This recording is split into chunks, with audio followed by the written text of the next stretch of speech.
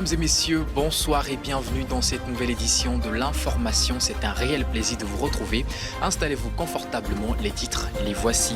Une nouvelle phase du programme d'urgence pour la résilience des populations dans la région des Savanes a débuté. Un chantier d'électrification est lancé dans le but de fournir à 18 localités de la dite région un meilleur accès à l'électricité. Nous en parlerons. Puis il ressort d'un rapport rendu public en juin dernier qu'au moins 70% des Africains ayant investi dans les crypto-monnaies auraient perdu leur argent. Des explications sur le sujet à suivre tout à l'heure. Puis, actualité au-delà de nos frontières, la Côte d'Ivoire est en deuil. L'ancien chef d'État Kouna Bédié s'est éteint hier, mardi soir, à l'âge de 89 ans, des suites d'un malaise dans un centre de santé dans sa ville natale de Daoukro. Nous reviendrons sur le parcours politique du défunt. Puis en Tunisie, la première ministre du pays a été démise de ses fonctions ce mardi, peu avant minuit par Kais Saïed, le président tunisien. Pour l'heure, aucune explication officielle n'a encore été donnée, mais son remplaçant a aussitôt été connu. Les détails dans un instant. C'est tout pour les grandes lignes de ce soir. Restez avec nous, les précisions, c'est tout de suite. Depuis hier mardi, une série de nouvelles procédures douanières a été introduite dans le transit des marchandises au poste de contrôle juste apposé de Mouepé à la frontière Togo-Ghana. Ces nouvelles mesures devraient contribuer à un traitement plus aisé des opérations commerciales transfrontalières. D'autres détails à retrouver dans ce reportage signé Elodie Yenchabré. Au Togo, de nouvelles procédures douanières ont été instaurées et sont entrées en vigueur dans le transit des marchandises au poste de contrôle juste apposé de Nouapé à Kanou à la frontière Togo-Ghana. En effet, l'information a été rendue publique par le commissaire général de l'Office togolais des recettes, Philippe Kokouchodi. Ce mardi a marqué le lancement de la phase pilote de l'interconnexion des systèmes informatiques douaniers du Ghana et du Togo. Ainsi, cette plateforme centralisée permettra de traiter efficacement les déclarations d'importation et d'exportation et de transit, facilitant donc les opérations commerciales transfrontalières. Par ailleurs, cette initiative s'inscrit dans la droite ligne des instructions cadres relatives aux procédures en matière de transit informatisé entre les administrations douanières des États membres de la Communauté économique des États de l'Afrique de l'Ouest, CEDEAO. L'accès à l'eau potable et à l'assainissement est un droit de l'homme reconnu à l'échelle internationale. Au Togo, les autorités multiplient la construction de forages à travers les régions afin de garantir son accès aux populations d'ici 2030. Bernard Canvi pour le point. L'insuffisance des ouvrages d'approvisionnement en eau potable et leur accès difficile au Togo constitue un problème majeur pour les ménages. Face à la situation, l'État togolais a lancé en 2021 le plan national de dotation en eau qui ambitionne d'atteindre à l'horizon 2030 la couverture universelle. Afin d'y arriver, près de 23 milliards de francs CFA sont investis cette année. Ces fonds permettront l'installation de 300 forages équipés de pompes à motricité humaine dans la région des plateaux. Dans les régions des Savanes et de la Kara, le projet prévoit la réalisation de 950 forages équipés de pompes à motricité humaine. Par ailleurs, plus de 8000 forages équipés de pompes à motricité humaine ont été réalisés ou réhabilités à travers le pays en un peu plus d'une décennie. Il faut aussi souligner que ces dernières années, l'accès à l'eau potable a connu un coup d'accélérateur passant de 25% en 2005 à près de 70% en 2019. Parlons toujours du bien-être de la population. La phase additive du programme Filets sociaux de base connaît une nouvelle étape depuis le début de cette semaine. Les transferts monétaires aux familles nécessiteuses au travers du programme Novici vont reprendre comme à l'accoutumée. Les détails avec Nadège Arleja. Nouvelle étape pour la phase additive du programme Filets sociaux et services de base. Des familles nécessiteuses reçoivent depuis lundi des transferts monétaires. Cette nouvelle étape vient en complément au projet mère Filets sociaux de base. Les communautés de résidence des ménages impliqués sont Golfe 1, 4, 6 en plus d'Aguanivé 1, 4 et 6. Le projet consiste à allouer à ces familles 15 000 francs CFA chaque 3 mois. L'idée, selon les autorités, est de les faire sortir totalement de leur pauvreté. Au total, 26 250 ménages pauvres relevant de 45 quartiers de ces communes bénéficieront de ces transferts. Initialement, le projet mère, filets sociaux de base, était censé toucher plus de 120 000 ménages du pays au bout de 3 ans en 2018. La phase additive actuellement en cours va devoir servir 15 988 familles sur 125 en ce qui concerne leur premier paiement. D'un point de vue général, le projet couvre aujourd'hui 161% de sa cible. On en parlait à l'entame de cette édition, le renforcement de la résilience de la région septentrionale est l'une des priorités majeures du Togo, au vu surtout de la situation qui prévaut. Dans ce contexte, un chantier d'électrification est lancé dans le but de fournir à 18 localités de la région des Savanes un meilleur accès à l'électricité. L'initiative s'inscrit dans le cadre du programme d'urgence pour la région des Savanes PURS. À retrouver d'autres précisions sur l'initiative avec ce reportage signé sans Harold Dato. Dans le cadre de la mise en œuvre du programme d'urgence pour la région des Savanes PURS, qui vise à renforcer la résilience dans la région nord du pays en proie aux menaces djihadistes, le Togo lance un projet d'électrification de 18 localités dans la région. Entamé le lundi dernier par l'implantation d'un poteau électrique symbolique dans la commune de Tonne 4. L'initiative vise à étendre le réseau électrique dans cette région du pays et à stabiliser la situation socio-économique et sécuritaire au Nord Togo. Elle vient compléter le projet d'installation de 50 000 lampadaires solaires autonomes et intelligents lancé par le pays en avril 2023. Selon les autorités, le PURS nécessite une enveloppe globale de 200 milliards de francs CFA. En février dernier, le cumul des ressources déjà mobilisées auprès des partenaires techniques et financiers en faveur du programme était évalué à 150 milliards de francs CFA. Pour rappel, en 2022, 50 milliards de francs CFA avaient été engagés et avaient permis d'améliorer de 15 à 20% le réseau de pistes rurales, d'offrir à 80 000 personnes l'accès à l'eau potable et à 15 000 ménages supplémentaires l'accès à l'électricité. Intéressons-nous maintenant au numérique et plus précisément aux monnaies numériques. 70% des Africains ayant investi dans les crypto-monnaies auraient perdu leur argent selon un rapport rendu public en juin dernier. Le rapport révèle également d'autres choses, toujours en rapport avec l'utilisation de ces monnaies virtuelles, particulièrement en Afrique. Promis Pomebe a jugé nécessaire de revenir sur le sujet, commenté par Félicité Chakla. Selon un rapport publié en juin dernier par le cabinet d'études et de conseil Kasi Insight, l'effondrement du marché des crypto-monnaies qui a commencé en avril 2021 n'est pas sans conséquences sur les investisseurs africains. 70% des détenteurs de crypto-monnaies en Afrique ont perdu de l'argent. 49% des Africains se méfient désormais de ces actifs tandis que 47% pensent qu'ils vont l'apprécier à nouveau. L'enquête réalisée entre décembre 2022 et janvier 2023 révèle que la majorité des investisseurs ont vu la valeur de leurs crypto-monnaies actifs s'effondrer. 9% ont déclaré n'avoir pas perdu de l'argent durant l'effondrement et 21% ont subi des pertes plus ou moins importantes avant de récupérer la totalité de leurs fonds investis. Les personnes ayant des revenus élevés sont les plus susceptibles de détenir des crypto-monnaies. Également, le pourcentage des hommes détenteurs de ces actifs est supérieur à celui des femmes. Il se révèle aussi que les personnes ayant un âge compris entre 25 et 30 ans s'intéressent plus aux monnaies virtuelles.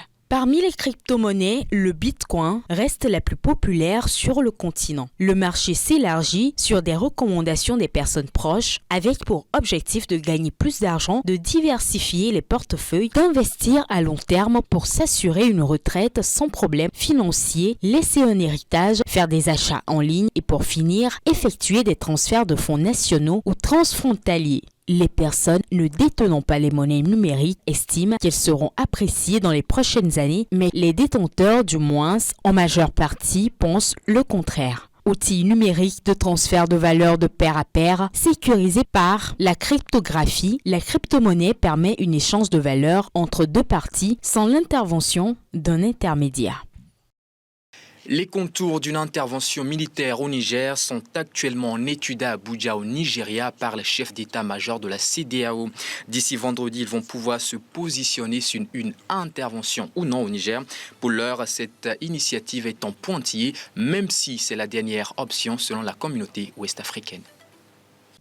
L'option militaire est la toute dernière option sur la table, le dernier recours. mais nous devons nous préparer à cette éventualité. » Fin de citation. C'est ce qu'a déclaré Abdel Fattah Moussa, commissaire aux affaires politiques, paix et sécurité de la Communauté économique des États de l'Afrique de l'Ouest, CEDEAO, à l'ouverture de la concertation des chefs d'état-major des pays membres de la communauté ce mercredi à Abuja, au Nigeria. Une concertation qui permettra à la communauté de se pencher sur la situation au Niger et l'intervention militaire. Les chefs d'état-major réunis à Abuja veulent examiner la situation qui prévaut actuellement au Niger suite au coup d'État du 26 juillet dernier afin d'élaborer un plan d'une éventuelle intervention militaire dans le pays. Même si l'option militaire est la dernière selon l'organisation, il se pose de réelles questions sur les moyens qu'a celle-ci de la faire aboutir. Par ailleurs, selon le protocole additionnel de la CEDEAO, une intervention militaire n'est possible que dans le cas d'un appui à l'armée régulière. Mais dans le cas du Niger, c'est l'armée qui a pris le pouvoir et soutenue par le peuple. Et encore, faut-il que cette intervention soit validée par le Conseil de sécurité de l'Organisation des Nations Unies ONU. La CEDEAO va-t-elle intervenir contre l'armée régulière? Une question qui peine à avoir de réponse. Intervention militaire au Niger ou non? Selon ce qui a filtré, rien n'est encore décidé. Oumoudou Mahamadou, le Premier ministre nigérien, membre du gouvernement de Mohamed Bazoum, président déchu depuis mercredi dernier, reste optimiste quant à la situation actuelle au Niger. Bloqué à l'extérieur du pays, le ministre, en plus de soutenir une intervention militaire de la CEDEAO, appelle la communauté internationale à un soutien fort et constant. Les précisions. Bloqué à l'extérieur du pays depuis le coup d'État de la semaine dernière, le Premier ministre nigérien Oumoudou Mahamadou a lancé mardi un appel depuis Paris à la communauté internationale pour aider à rétablir la démocratie au Niger. Vous l'avez bien expliqué, le Niger est clé dans ce dispositif. C'est une situation qui peut s'arranger avant l'intervention militaire de la CEDEAO. Donc, moi, je suis optimiste par rapport à cela. D'abord, du fait que nous avons un président qui, certes, est en otage, mais un président qui a le moral et qui, effectivement, est prêt à affronter la situation telle qu'elle se présente. Mais aussi, les auteurs de coups d'État ont dit qu'ils sont des patriotes. Or, aujourd'hui, les sanctions de la CEDEAO sont une menace grave sur la patrie qui présenteront des dommages incommensurables sur la population. L'organisme régional d'Afrique de l'Ouest, la CEDEAO, a annoncé dimanche des sanctions économiques contre le Niger, une stratégie qui inquiète le Premier ministre. Il estime que cela pourrait avoir un impact sur la lutte contre le djihadisme et la migration clandestine. Vous savez que nous faisons frontière avec les pays du Maghreb, notamment avec la Libye qui est actuellement en situation également d'instabilité et d'insécurité. Et donc on peut dire que le Niger est la frontière avec l'Europe, parce que l'effort que nous menons dans la lutte contre la migration clandestine, c'est ça qui permet de réduire le flux des migrants qui traversent la Libye pour aller en Europe. Son gouvernement était l'un des derniers partenaires démocratiques de l'Occident contre les extrémistes concentrés au Sahel notamment. Avec le putsch, Oumoudou Mahamadou s'alarme du risque sécuritaire qui plane sur la région. Aujourd'hui, tout comme le Niger avait été considéré comme une digue contre l'évolution du terrorisme vers les pays qui sont situés beaucoup plus au sud, le Niger est aussi aujourd'hui une digue vers le renforcement de la démocratie en Afrique de l'Ouest. Le Premier ministre a dit être optimiste quant à l'évolution de la situation au Niger. Toujours dans le même registre et pendant ce temps, l'opération d'évacuation des ressortissants entamée hier par la France se poursuit. Près de 350 ressortissants français et des citoyens d'autres pays européens et non européens ont atterri dans la nuit et tôt ce mercredi matin à l'aéroport de Paris-Roissy Charles de Gaulle. Les précisions. Après le coup d'État survenu la semaine dernière au Niger, les évacuations se poursuivent.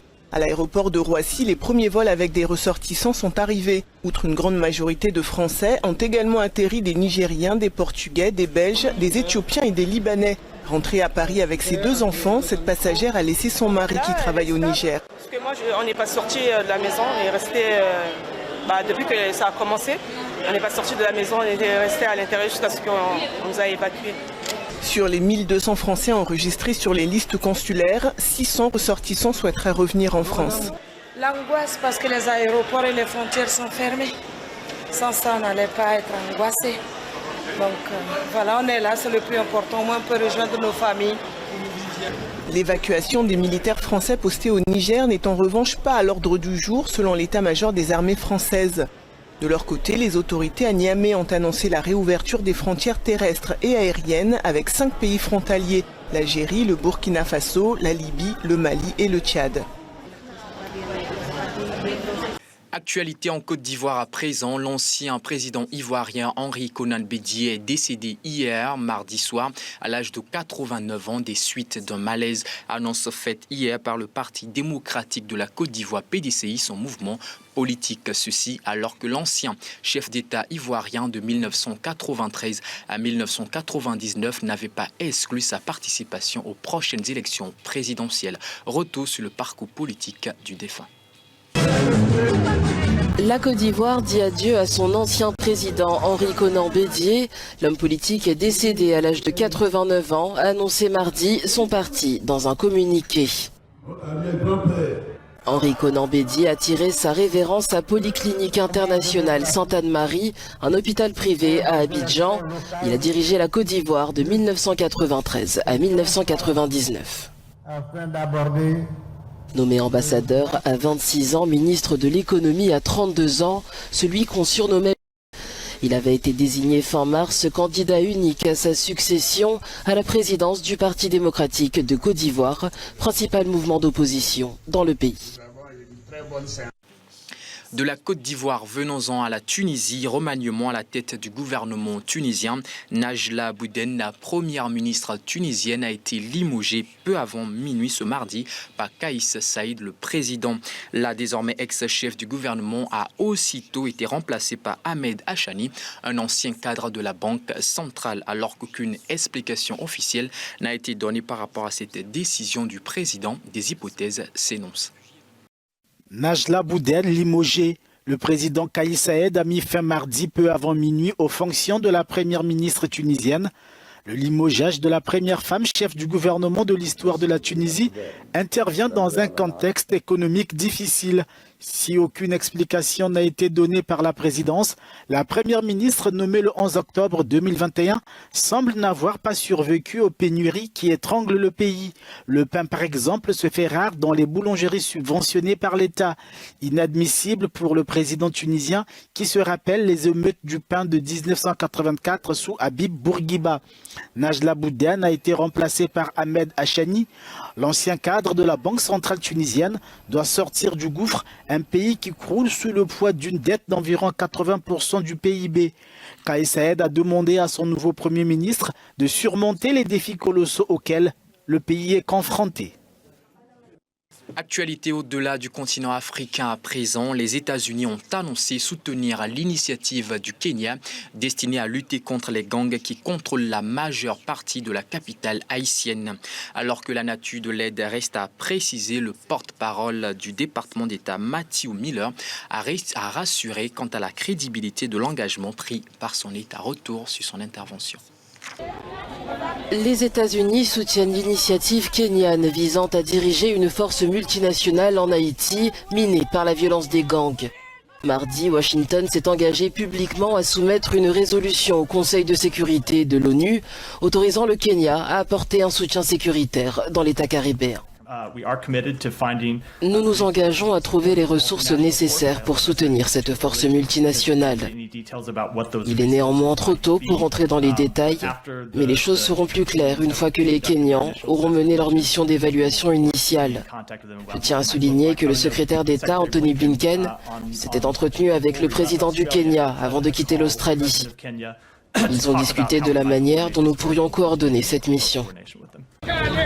En octobre 2022, le Premier ministre haïtien Ariel Henry lançait un appel urgent pour le déploiement immédiat d'une force armée en Haïti. 9 mois plus tard, le Kenya a été le premier pays à envisager de diriger une force, en proposant notamment d'envoyer 1000 policiers afin d'appuyer les efforts des forces de sécurité haïtiennes. Voilà donc qui vient clore cette édition. Mesdames et messieurs, merci à vous pour votre fidélité constante. Retrouvez demain Elodie Yenchabré pour un autre point de l'actualité. D'ici là, portez-vous bien et bonne suite de soirée chez vous.